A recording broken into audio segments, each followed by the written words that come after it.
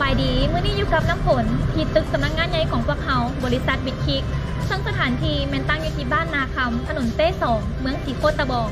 มื้อนี้น้ำฝนจะพาทุกคนเข้าไปเบิ่งบรรยากาศภายในห้องการของพวกเขาว่าเป็นจังใดปะไปเบิ่งน้ำกันเข้ามาในภายในตึกสั้นหนึ่งของพวกเขาจะเป็นจุดลงทะเบียนสำหรับแขกและลูกค้าที่เข้ามาพัวพันเวียกภายในตึกซึ่งจะมีพนักงานต้อนรับลงทะเบียนและสอบถามข้อมูลต่างๆพร้อมแลกบัตรก่อนเข้าไปในตึกทุกครั้งหลังจากลงทะเบียนแล้วน้ำฝนจะพาขึ้นไปเบิ่งทางด้านในกันว่าเป็นจังได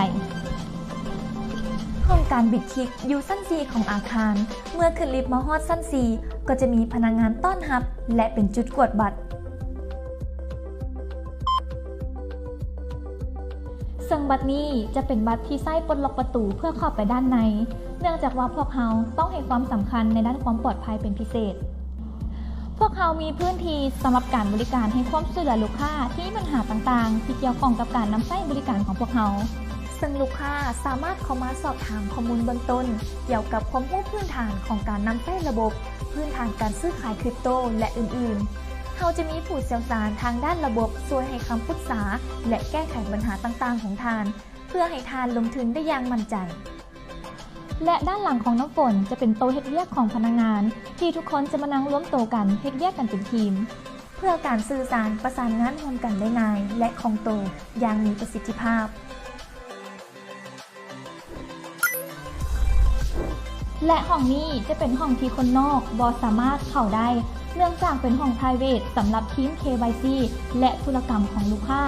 ซึ่งเป็นข้อมูลที่มีความสำคัญสูงสุดดังนั้นพนักงานจะบ่สามารถนำเครื่องมือสื่อสารเข้าหรือออกได้ตามอัธยาศัยเพื่อปกป้องข้อมูลของลูกค้า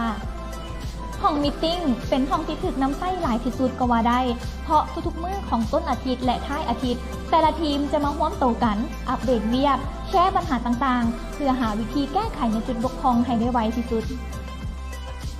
เนื่องจากการลงทุนมีความเสี่ยงพวกเขาคำนึงถึงจุดนี้ดีจึงมีห้อง Academy ที่จะเป็นศูนย์ฝึกอบรมเพื่อให้ความรู้ด้านการลงทุนและคริปโตให้แก่คนที่มีความสนใจสามารถเข้ามาเรียนรู้ได้โดยบ่มีค่าใช้จ่ายนอกนั้นพวกเขายังมีหน่วยงานบริการลูกค้า Customer Support ถ้ารับสายตอบข้อความและให้คำปรึกษาต่างๆตลอด24 ชั่วโมงทุกมื้อ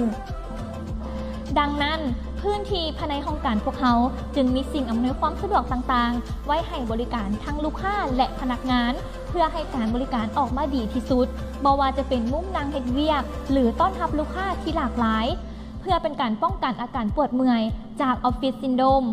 การเฮ็ดเวียกจึงบ่จำเป็นต้องนั่งแต่อยู่โต๊ะเฮ็ดเวียกเท่านั้นมุมระเบียงด้านนอกชมวิวและเปลี่ยนเอาอากาศสดเปลี่ยนบรรยากาศการเฮ็ดเวียกหรือต้อนรับลูกค้าได้หลายรูปแบบและหลายสถานการณ์มีโซนเครื่องดื่มชาและกาแฟสดพร้อมเสิร์ฟให้ลูกค้าและพนักงานโซนพักผ่อนนั่งกินข้าวที่พนักงานทุกคนมาร่วมโต๊ะกันในอีกจุดหนึ่งนอกนั้นยังมีห้องเกมรูมเป็นอีกห้องที่พนักงานทุกคนจะมาเฮ็ดกิจกรรมต่างๆบ่ว่าจะเป็นเล่นเกมออกกำลังกายและอื่นๆและแน่นอนพวกเขาต้องให้บริการตลอด24 ชั่วโมงทุกๆมื้อพวกเขาจึงมีพื้นที่พิเศษคือห้องแนบรูมเป็นห้องสำหรับพักผ่อนพร้อมห้องอาบน้ำเพื่อให้การเปลี่ยนกาเวียกของพนักงานเป็นไปอย่างสะดวกสบาย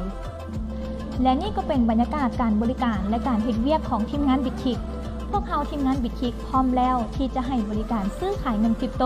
ให้แก่ลูกค้าทุกท่านด้วยทีมงานมืออาชีพเพื่อให้การลงทุนของท่านเป็นไปอย่างสะดวกสบาย